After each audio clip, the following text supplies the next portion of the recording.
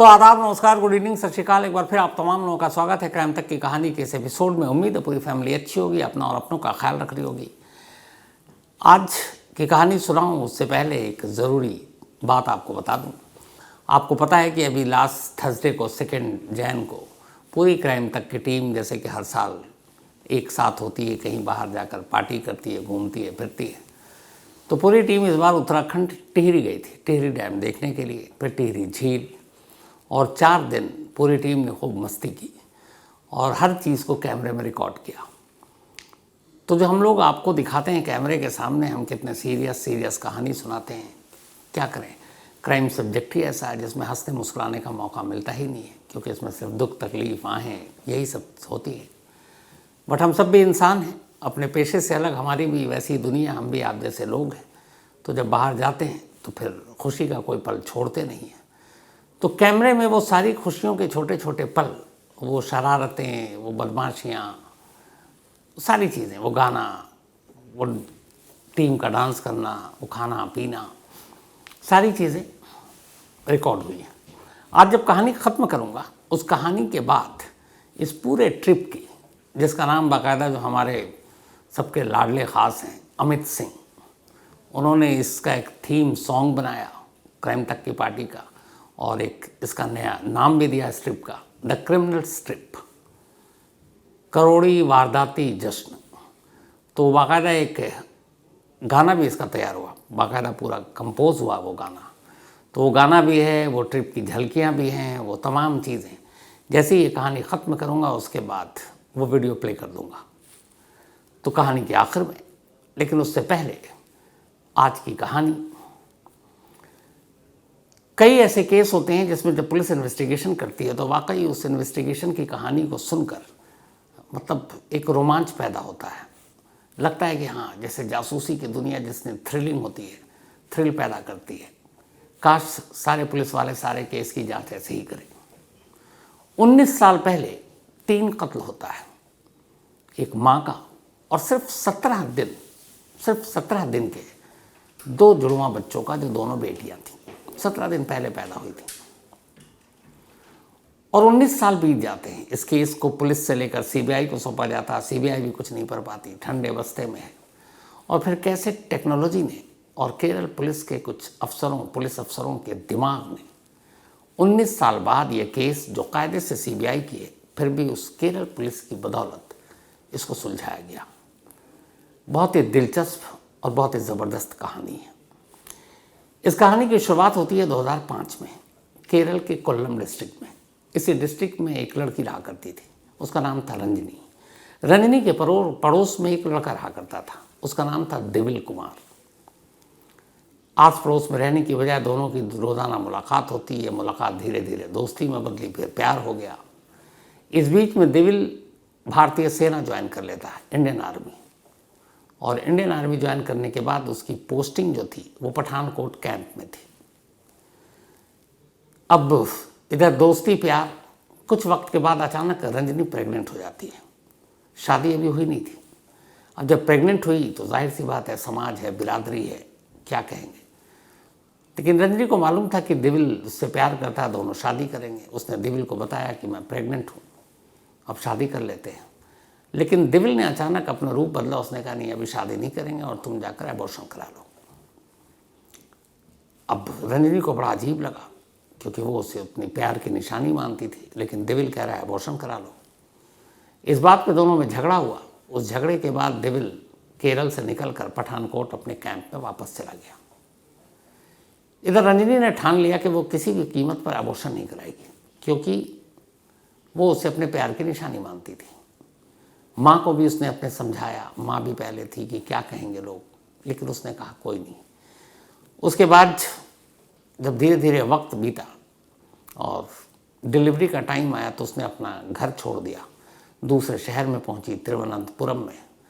और वहाँ जाकर फिर एक अस्पताल में जब ड्यू डेट आया, डिलीवरी की डेट आई, तो एक अस्पताल में दाखिल हो गई। अब अस्पताल में दाखिल है, डॉक्टर कह रहे हैं कि या तो सिजेरियन होगा या फिर अपने आप बच्चा पैदा हो सकता है। जब वो अस्पताल में थी अपने माँ के साथ, तभी वहाँ पे एक नौजवान आता है। वो बताता है कि मेरा नाम अनिल है और मैंने देखा आपका केस, तो सिजेरियन में ब्लड की ज़रूरत होती है, तो अगर ऐसी ज़रूरत होगी तो मैं खून देने को तैयार हूँ। माँ रंजनी से मिलाती है उसे, फिर लगता है आज के ज़माने में भी इतने अच्छे और शरीफ लोग हैं। तो खैर अब वो उसी अस्पताल में रहता है और डिलीवरी का इंतज़ार कर रहा है। इत्तेफाक से डिलीवरी हुई, सिजेरियन की ज़रूरत नहीं पड़ी, न ब्लड की ज़रूरत पड़ी। तो अनिल से कोई एहसान नहीं लिया, लेकिन अनिल फिर भी वहाँ लगातार अस्पताल में रहता और रंजनी और उसकी माँ की तीमारदारी करता। माँ बेटी उसके इस व्यवहार से बहुत खुश थे। जब डिलीवरी हो गई, अब अस्पताल से छुट्टी का वक्त आया, तो एक रोज़ अनिल कहता है रंजनी की माँ से कि अगर अब आप अपने वापस कोल्लम डिस्ट्रिक्ट गांव में जाएंगी तो लोग क्या कहेंगे। अच्छा, जो डिलीवरी हुई वो जुड़वा 2 बेटियां पैदा हुई थी रंजनी को, बहुत ही प्यारी सी। तो उसने कहा, 2 जुड़वा बच्चों को लेकर आप गांव जाओगे, सबको पता है आपकी शादी हुई नहीं है अभी, आप 1-1.5 महीने पहले तो वहाँ से निकली हो, तो बदनामी होगी, लोग क्या कहेंगे। माँ बेटी को लगा ये तो सच है। तो फिर उसने एक आइडिया दिया।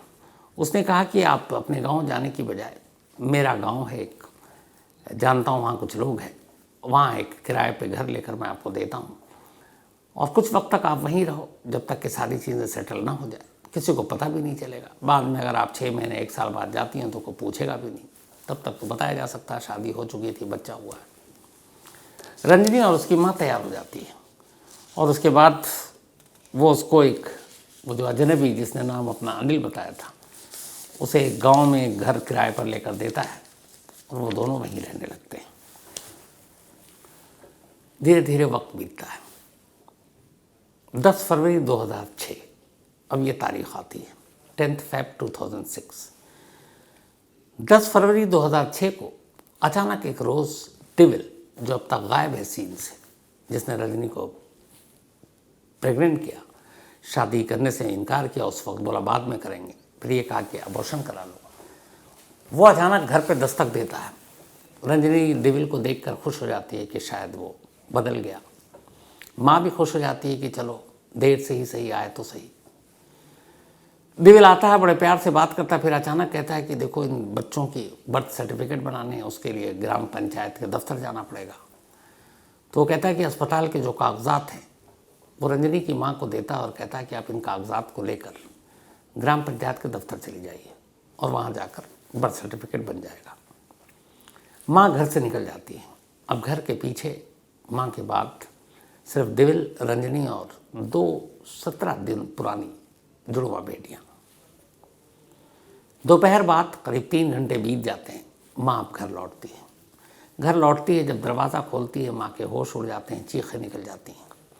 बिस्तर पर रंजनी की खून से लथपथ लाश पड़ी थी और उसके बराबर में उसकी दोनों मासूम बच्चियों की लाश पड़ी थी। तीनों का गला काट कर उन्हें मार डाला गया था। ये देखते ही रंजनी की माँ बेहोश हो जाती है। आस पड़ोस में चीख सुनकर लोग आते हैं, पुलिस को खबर देते हैं, पुलिस आती है, तफ्तीश होती है, तो पता चलता है कि उस वक्त वहाँ एक और शख्स आया था मोटरसाइकिल पर। कुछ लोगों ने उस मोटरसाइकिल का नंबर नोट कर लिया था, क्योंकि मोटरसाइकिल शायद कुछ अलग थी। तो पुलिस तफ्तीश करती है, नंबर उसके पास। पुलिस अब नंबर को जब चेक करती है तो पता चला कि ये जो मोटरसाइकिल है एक राजेश नाम के शख्स के नाम पर रजिस्टर्ड है। अब उधर माँ बताती है पुलिस को कि आज ही डेविल आया था और वो उसी ने मुझे ग्राम पंचायत के दफ्तर भेजा था। तो पुलिस को लगा कि डेविल इसके पीछे है। उधर उस बाइक के नंबर से पता चला कि राजेश जो शख्स है वो इंडियन आर्मी में ही है, यानी डेविल भी इंडियन आर्मी में और राजेश भी इंडियन आर्मी में। अब 2 आर्मी मैन और घर के अंदर 3 लाश। पुलिस फौरन इधर ढूंढती है, फिर पता चलता है कि दोनों पठानकोट के कैंप में है, आर्मी के पोस्टेड। केरल पुलिस की एक टीम पठानकोट पहुंचती है। वहां जाने के बाद पूछताछ करती है तो पता चला कि दोनों कैंप में बिना किसी इन्फॉर्मेशन के गायब हैं ड्यूटी से, यानी एक तरह से भाग गए। अब जितने भी रिश्तेदार इधर उधर पुलिस ढूंढने की कोशिश करती है, कोई सुराग नहीं मिलता। धीरे धीरे वक्त बीतता है। 2006 से 2010 आ गया। 2010 में केरल पुलिस से ये केस लेकर रंजनी की मां के कहने पर सीबीआई को सौंप दिया जाता है। जब सीबीआई को ये केस सौंपा जाता है और सीबीआई दोबारा से रंजनी का स्टेटमेंट लेती है तो सीबीआई को एक जानकारी मिलती है। पता चलता है कि जब उसकी जुड़वा बेटियां पैदा हुई और वो घर आई, 10 फरवरी से पहले की बात है ये, और उसे लगा कि एक बार भी देविल ने पलट कर पूछा नहीं कि क्या हुआ, अबॉर्शन कराया या डिलीवरी की। अब जुड़वा बच्ची हो गई, उसके अंदर गुस्सा भी था। उसने स्टेट विमेन कमीशन में एक एप्लीकेशन डाल दी थी, राज्य महिला आयोग केरल में, कि ये 2 मेरी बेटियां हैं और इन बेटियों का बाप जो है वो डेविल है, जो इंडियन आर्मी में काम करता है। उसने उसका पूरा एड्रेस, उसके कैम्प का नंबर, सब कुछ दे दिया और कहा कि मैं चाहती हूँ कि डीएनए टेस्ट हो कि बच्चियाँ डेविल की हैं, और डीएनए टेस्ट कराने के बाद ये हो कि फिर वो अपनाए और शादी करे। अब उसने ये अर्ज़ी दे दी थी और ये इत्तेफाक से ही उसने जो अर्ज़ी दी थी ये फरवरी के फर्स्ट वीक में, शुरुआत में ही दी थी, 2 या 3 फरवरी 2006 को। और इस अर्ज़ी के देने के 1 हफ्ते के बाद 10 फरवरी को रंजनी और उसकी दोनों बेटियों का कत्ल हो जाता है। अब कैंप, इंडियन आर्मी, घर, हर तरफ राजेश और देविल के पुलिस ढूंढ रही है, मिल नहीं रहा। 2010 में सीबीआई को केस, सीबीआई भी हर तरफ तफ्तीश कर रही है, कोई सुराग नहीं। धीरे धीरे वक्त बीतता जाता है, वक्त बीतता गया, लेकिन इन दोनों का कोई सुराग नहीं मिला। पहले केरल पुलिस ने, बाद में सीबीआई ने भी ठंडे बस्ते में केस डाल दिया, एक चार्जशीट ज़रूर तैयार की, कोर्ट में पेश किया और कहा कि ये कातिल तो यही दोनों हैं जो इंडियन आर्मी में सर्विसमैन थे, लेकिन इनका कोई सुराग नहीं, हमने हर तरह ढूंढ लिया। तब इसको एक तरह से क्लोजर रिपोर्ट ही माना जाए। तो एक क्लोजर रिपोर्ट भी हो गई, ढूंढना बंद हो गया, वक्त बढ़ता गया आगे, धीरे धीरे वक्त बीता। अब आ गया 2024। 2024 में अचानक केरल पुलिस ने एक अपना नया डिपार्टमेंट खोला था। उस डिपार्टमेंट में ये था कि टेक्निकल सर्विलांस के ज़रिए, टेक्नोलॉजी का या डिजिटल का नया इस्तेमाल करके पुराने गड़े मुर्दे उखाड़ना, पुराने केसों को सुलझाना। तो उसी वक्त एडीजी लॉ एंड ऑर्डर वहाँ पे केरल के जो आए, मिस्टर मनोज अब्राहम, जब पुराने केसेस को खंगालने की बात आई नई टेक्नोलॉजी के ज़रिए, जैसे यूएस में या बाकी यूरोप में होता है डीएनए और ये फलाना सैंपल से, तो उन्होंने कहा कि हम भी कुछ पुराने केस जब तक अनसॉल्व है उसको सुलझाते हैं। आजकल हर स्टेट में ये चलन चल रहा है। तो जब अनसॉल्व केसेस की लिस्ट आई तो अचानक एडीजीपी लॉ एंड ऑर्डर के सामने रंजनी का केस आ गया। उन्होंने देखा, लेकिन फिर जब फाइल पढ़ी तो पता चला ये केस तो सीबीआई को सौंप दिया गया है। तो अब केरल पुलिस का इस केस से कोई लेना देना नहीं। लेकिन पता नहीं क्यों एडीजी लॉ एंड ऑर्डर को लगा कि हमारा लेना देना नहीं है, लेकिन हमारे स्टेट की महिला है और 2 मासूम बच्चियों का कत्ल हुआ। 19 साल बीत गए हैं, आज तक कातिल पकड़ा नहीं गया। तो ये हमारे पेशे पे एक कलंक है। केस चाहे सीबीआई को सौंप दिया गया हो, पर हम लोग भी इस केस की तफ्तीश करते हैं अनऑफिशियल। अब ये बड़े कलेजे की बात होती है कि दूसरे एजेंसी केस की जांच करे आपके, उसमें टांग अड़ाएंगे। लेकिन केरल के इन एडीजीपी लॉ एंड ऑर्डर जो मनोज अब्राहम है, उन्होंने ठान लिया। उन्होंने अपनी टेक्निकल टीम को कहा कि इसकी तफ्तीश करो। अब कैसे तफ्तीश करें, 19 साल तो हो गए। तो उस वक्त की फाइल में कुछ फ़ोटोग्राफ्स थे, बाकी फाइल तो दे दी गई थी सीबीआई को, लेकिन फ़ोटोग्राफ्स सारे मौजूद थे। फ़ोटोग्राफ्स राजेश के और फोटोग्राफ्स देविल के, 2006 के। अब 2006 और 2024 और ये 25 आ गया, तो 19-20 साल हो गए। उस वक्त के फ़ोटोग्राफ्स, वो जवानी के फ़ोटोग्राफ्स होंगे। अब उनकी उम्र बिल्कुल डबल हो गई। तब कैसे लगते थे, अब कैसे लगेंगे, ये कैसे पता। तो फिर ये हुआ कि चलो इस केरल पुलिस की डिजिटल विंग में सारी टेक्नोलॉजी, जो नए सॉफ्टवेयर सब मौजूद थे। इन्होंने कहा एआई के ज़रिए हम कोशिश करते हैं। एआई मतलब आर्टिफिशियल इंटेलिजेंस। बहुत सारे सोशल मीडिया पर देखते हैं आप कि आज आपकी तस्वीर ऐसे है, 10 साल पहले कैसी होगी, वो सारे सॉफ्टवेयर हैं। आप बुढ़ापे में कैसे दिखेंगे, बचपन में कैसे दिखते थे। तब इन दोनों राजेश और देविल की तस्वीर केरल पुलिस के पास, उनके डिजिटल विंग ने अब उन तस्वीरों को एआई के ज़रिए आर्टिफिशियल इंटेलिजेंस टूल्स के ज़रिए अलग अलग रंग रूप देना शुरू किया कि अगर उस वक्त 30 साल की उम्र में ये ऐसा था तो 50 साल की उम्र में इस वक्त कैसा दिखता होगा। तो उनके चेहरे की बनावट और उस वक्त के उनके हेयर स्टाइल को देखते हुए उस हेयर स्टाइल से थोड़ा डिफरेंट, कहीं गंजा, कहीं कुछ और, हर चीज़ मूछ के साथ, दाढ़ी के साथ, बिना मूछ दाढ़ी के, बिल्कुल बाल नहीं सर पे, या अलग अलग हेयर स्टाइल, इन सारी चीज़ों को लेके और उनके चेहरे के बदलाव के हिसाब से अब एआई से तस्वीरें बनानी शुरू, तस्वीरें बननी शुरू हुई। उसका जब ये तस्वीरें बनी तब उन्होंने क्या किया कि जो सोशल मीडिया है, जितने भी फेसबुक से लेके बाकी, उन तस्वीरों को अब सोशल मीडिया पर मौजूद तस्वीरों से मिलान करना शुरू किया उन लोगों के साथ जो केरल के थे, क्योंकि वैसे तो हिंदुस्तान में हम वैसे ही इतनी बड़ी आबादी है, तो केरल के लोगों की मिलाना शुरू किया। पूरी दुनिया में जितने भी केरल के लोग हैं उनकी तस्वीरों से जो सोशल मीडिया पर अवेलेबल थी उसके साथ जो एआई ने तस्वीर बचाई उसका मिलान जो बनाई शुरू किया। धीरे धीरे मिलान होती गई, कोई 10% मैच करता, कोई 20%, कोई 30%, लंबा वक्त बीता। लेकिन फिर एक रोज़ अचानक अभी दिसंबर में एक बड़ी कामयाबी मिली, जस्ट 15 दिन पुरानी बात है।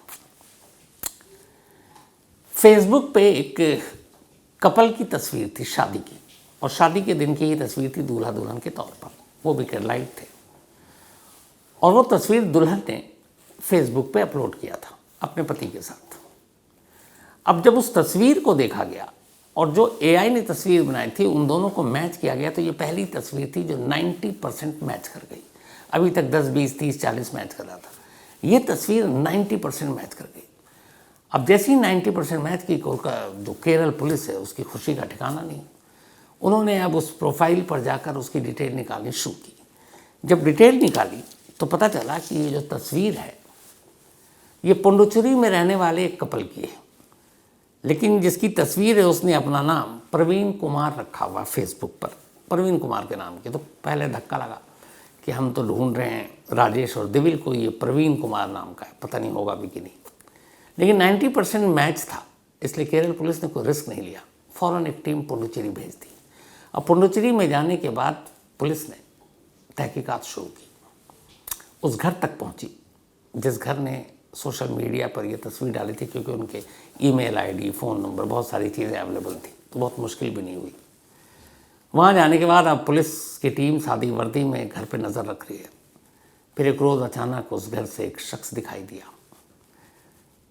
जो फेसबुक की तस्वीर थी, जो आर्टिफिशियल इंटेलिजेंस से केरल पुलिस ने बनाई थी, और जो पुरानी फाइल 19 साल पहले की तस्वीर थी, उन सबको देखकर पुलिस ने अंदाज़ा लगाया कि ठीक यही नैन नक्श वाला शख्स है। लेकिन ये दिविल नहीं है, ये राजेश, जिसने फेसबुक पे अपना नाम जो है वो प्रवीण कुमार रखा हुआ है। तब जब ये हो गया तो अचानक एक पुलिस वाला आवाज़ देता है उसके असली नाम से, राजेश, और वो पलट पड़ता है। जैसे ही पलटता है पुलिस को यकीन हो गया। इसके बाद अब राजेश पुलिस के शिकंजे में, पुलिस उससे पूछताछ करती है।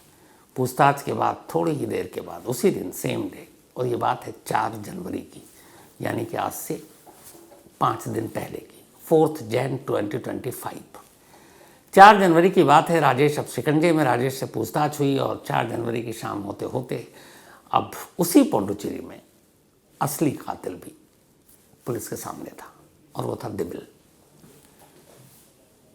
अब दोनों गिरफ्त में थे, उनको पकड़ कर लाया गया केरल।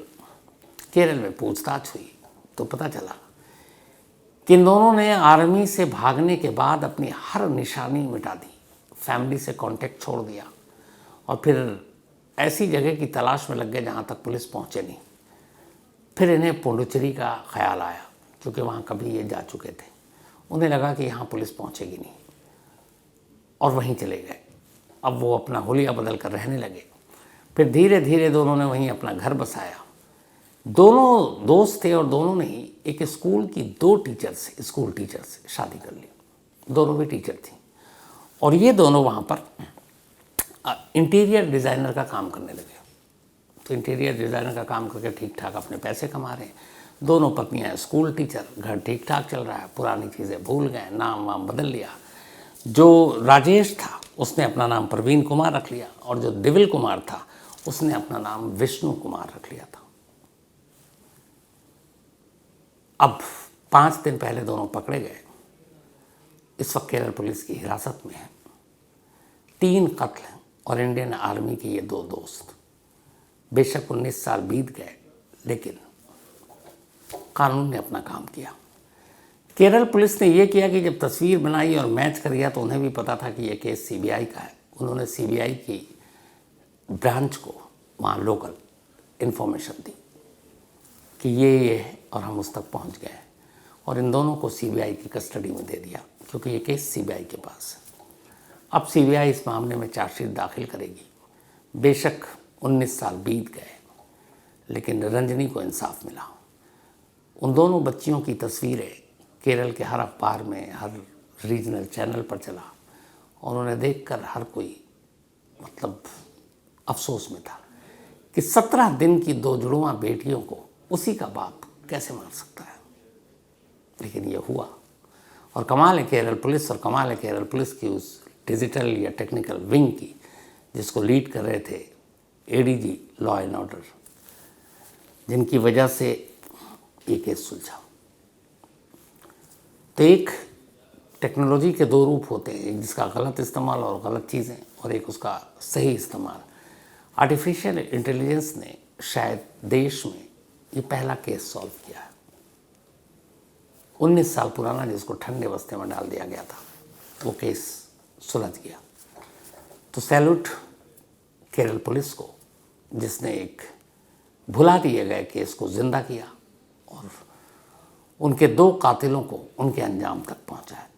पर कहानी ख़त्म करूं, जैसा मैंने आपको शुरू में कहा था, वक्त है आपको द क्रिमिनल ट्रिप यानी क्राइम तक की पूरी टीम, जिसमें वारदात की भी टीम शामिल है, जो 2 जनवरी से 5 जनवरी तक उत्तराखंड टेहरी में हम लोग गए, उस पूरे ट्रिप की झलकियाँ दिखाने की। लेकिन ये वीडियो देखें उससे पहले वाकई इस वक्त मौका है उन तमाम लोगों का शुक्रिया अदा करने का, जिन्होंने इसमें एकदम एक फैमिली की तरह से, मैं कहता हूँ क्राइम तक फैमिली है, बहुत सपोर्ट किया। जैसे आर्यन टूर्स एंड ट्रैवल, ये कोई विज्ञापन नहीं है, बता रहा हूँ दिल से, कभी आप लोगों के भी काम है। लाजवाब, इनका मयूर विहार एक्सटेंशन फर्स्ट में है दफ्तर वफ्तर। तो आर्यन टूर्स एंड ट्रैवल्स, इनकी हम लोग वो जो ट्रैवलर आता है वो 20 सीटर्स, उससे गए थे, और कमाल के इसके ड्राइवर साहब थे अफजल खान। मतलब वो भी 2-4 घंटे बाद एक तरह से क्राइम तक की फैमिली मेम्बर ही हो गए थे, और बहुत ही उन्होंने अच्छे से ड्राइव किया, बहुत ही सेफली ड्राइव किया, और हमारे साथ ही रहे। तो थैंक यू अफजल साहब आपका भी। और इसके अलावा जिस जगह हम लोग पहुँचे, टिहरी झील के ठीक ऊपर, उससे खूबसूरत जगह, मतलब एक प्राइवेसी जिसको कहते हैं ना, वो नहीं मिली कहीं, जो इस बार मिली हमें। और वो उसके लिए थैंक्स अमित सिंह जी को, जिनकी वजह से हम यहाँ पहुँचे थे। चौखट hospitality Tehri lake, Tehri lake के ऊपर है, ये है चौखट हॉस्पिटैलिटी। एकदम फैमिली जैसा माहौल। और देवेश बिजलवान साहब, ये यहाँ के ओनर हैं, जो स्पेशली इन्हें बेंगलोर जाना था, पर रुक गए थे सिर्फ हम लोगों की टीम से मिलने के लिए, और फिर उस रात हमारे साथ पार्टी का हिस्सा ये भी थे। तो थैंक यू देवेश जी, और ये खूबसूरत चौखट हॉस्पिटैलिटी बनाने के लिए, जो एक फैमिली वाला फील दे रहा था।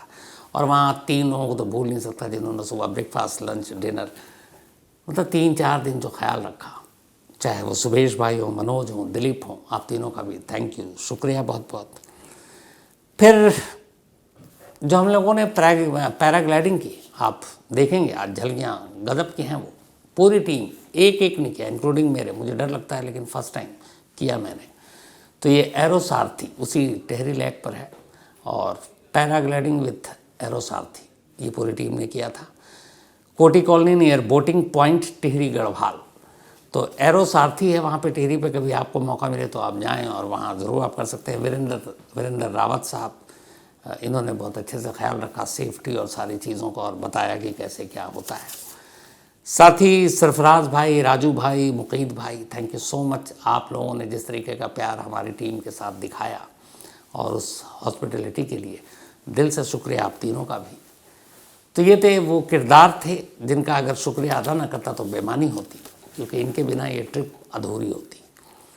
और अब बारी है उस प्रीमियर की, उन झलकियों की जो अब तक सिर्फ क्राइम टीम के लोगों ने देखा था, क्राइम तक की टीम ने, और अब पूरी फैमिली देखेगी।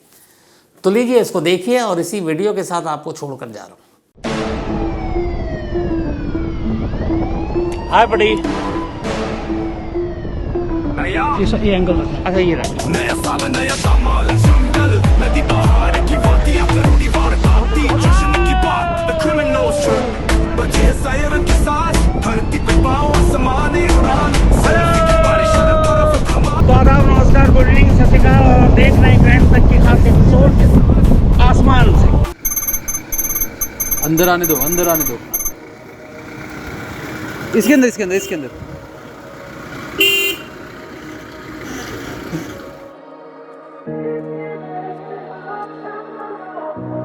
Welcome on board, this is your captain Khan.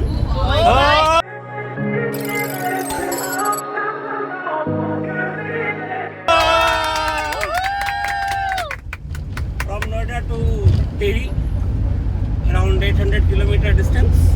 We will cover in 8 hours. There is 2 stoppage, one in Heathrow Airport, another is Munich. So the weather is clear. Visibility is around 2 kilometers. So have seat, enjoy, and after some time our air hostess are missing and we don't Thank you, Captain.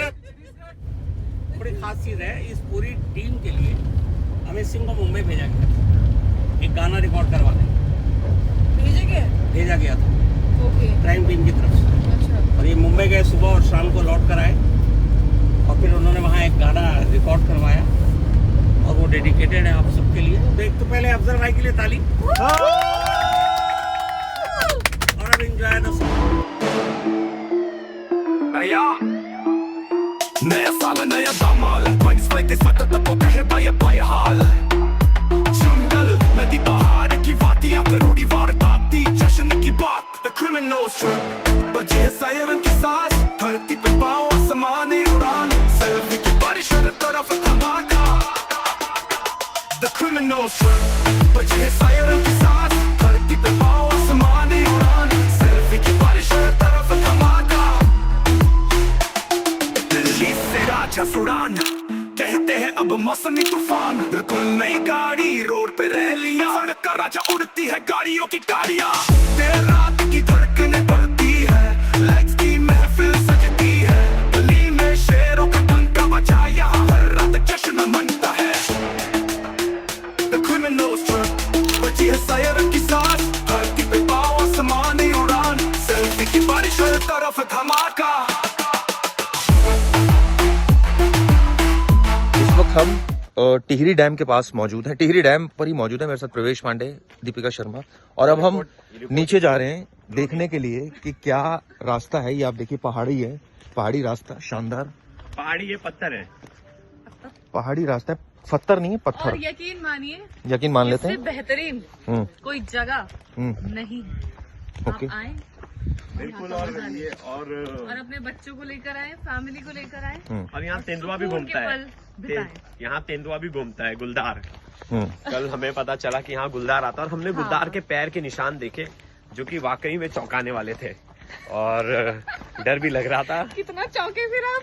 देखो यहाँ क्या लिखा है, laughter is an instant vacation. तो आप जीवन में सबसे बड़ा वेकेशन वही है, आप हंसते रहिए। बिल्कुल।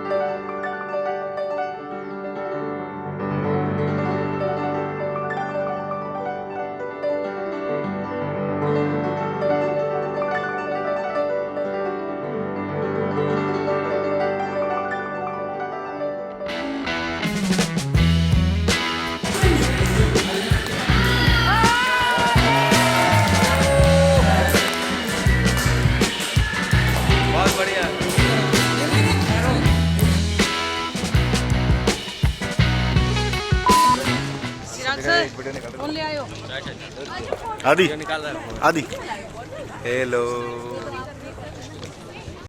सर से हाय Hi, how are you? I'm fine, great, thank you so much. So how is the feeling अभी adventure के लिए?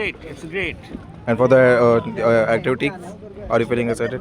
It's fantastic. All good. Just God bless you. Miss Manisha sir, Cheer. how are you feeling? आदि How are you बहुत feeling? मजा आ रहा है, जरूरी नहीं इंग्लिश में बोला जाए, मुझे हाँ, बहुत correct. मजा आ रहा है, अच्छा है, नाइस। Sir, bodyguard इधर please. दीपिका मुझे कैसा लग रहा है सर? बहुत बढ़िया। एक्साइटेड? ऐसा लग रहा है अच्छा ऐसा लग रहा है। कैसा लग रहा है? बहुत अच्छा है। ये कट हो गया था। कुछ नहीं, हम पैरासेलिंग करने वाले थे, अनफॉर्चुनेटली नहीं हम करेंगे रुक जाओ अभी। पैराग्लाइडिंग। कैसा लग रहा है सर? बहुत बढ़िया एकदम। ये लोग सर फोटो खिंचा रहे हैं, ये लोग हेलो अब इनको की फोटो के लिए कोई ये नहीं। हेलो हेलो हाँ बस जेट स्की होने वाली है, तैयारी उसी की है, वेटिंग चल रहा है। अच्छा थोड़ी देर में वेटिंग कर रहे हैं, स्पीड बोट। वेरी गुड और कहाँ पर गए? ये फोटो ये है द आर्टिस्ट और ये है आर्ट।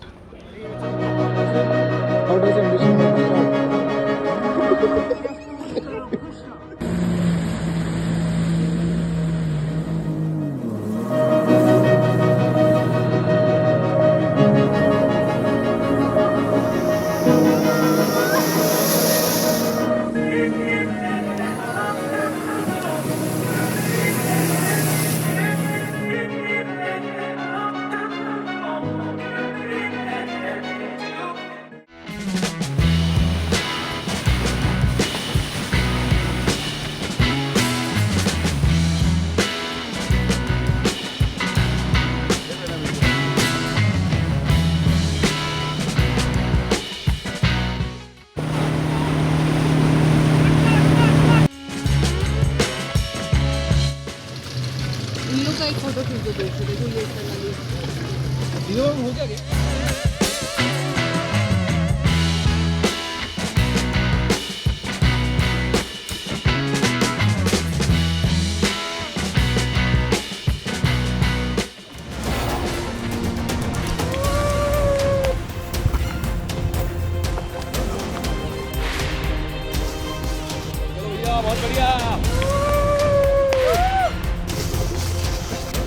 संभल के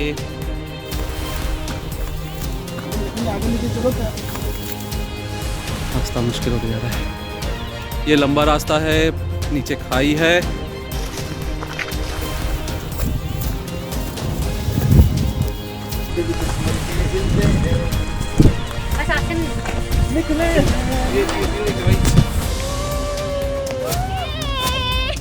पे आना चाहिए था दोस्तों, ट्रिप पे आना चाहिए था।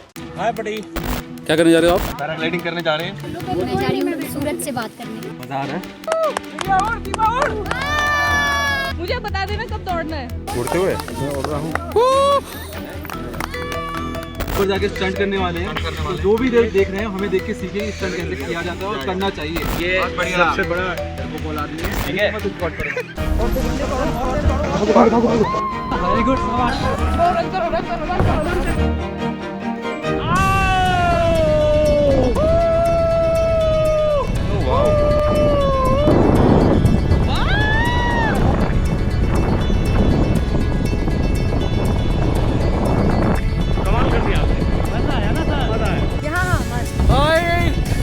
कितना सुंदर है।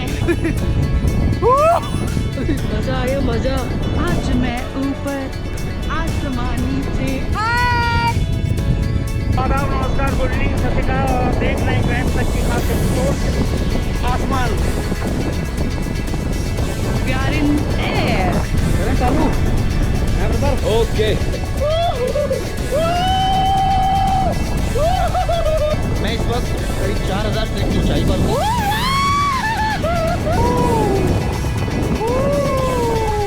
अरे भैया, हाईएस्ट है ना वो तो बिल्डिंग वाली।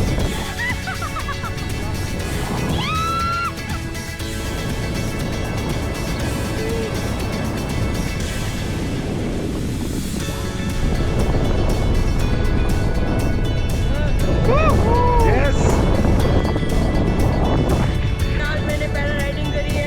काम को हमेशा enjoy करना चाहिए।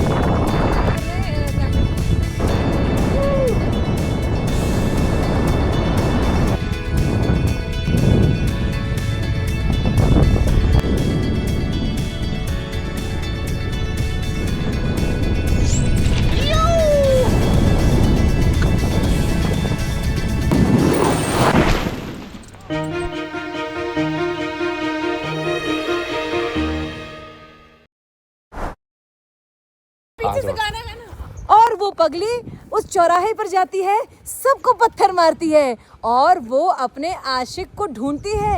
एक रोज फिर उसी चौराहे पर एक और गाड़ी आई और उस पगली ने उस गाड़ी को भी पत्थर मारा मारा ओ मारा। ओ पगली फिर से रो रही थी, ला ला ला ला। ओ पगली पगलिया।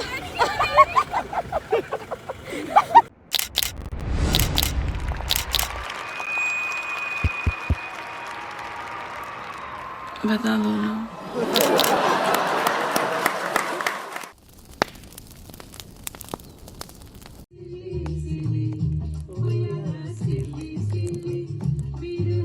गाड़ियों की गाड़ियाँ देर रात की धड़कनें बढ़ती है, लाइट्स की महफिल सजती है, गली में शेरों पटना की ट्रेन के साथ सब लोग निकल बिहार जाएंगे, Bihar Bihar Bihar Patna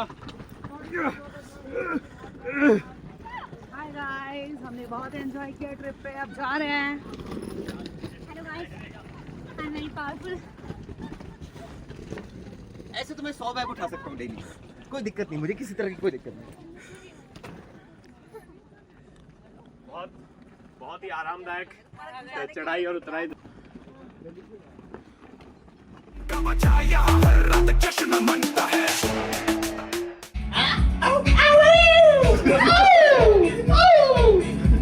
The criminal's trap, बची है सैर की सांस, धरती पे पाँव आसमानी उड़ान, सेल्फी की बारिश हर तरफ धमाका।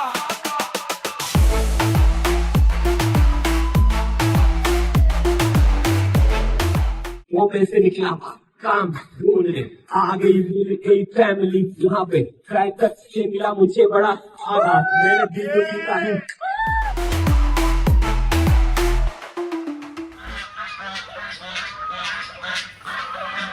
Good morning sir. शहर गुलाबों की गंज जहाँ होती है मस्ती नहीं कोई बंद, दोस्तों का साथ फुर्ती ही फुर्ती, नया साल है सबकी जुबान पे नाम जुबाती।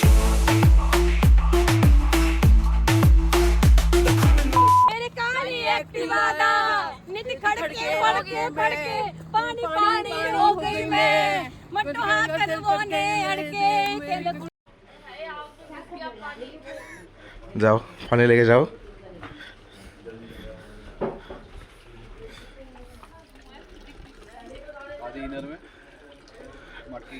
हम इनर के अंदर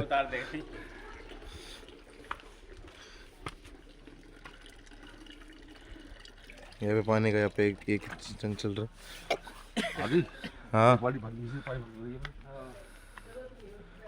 गया जी, हो गया तुम्हारा काम। दिखाई नहीं दे रहा है मुझे तो। बस बस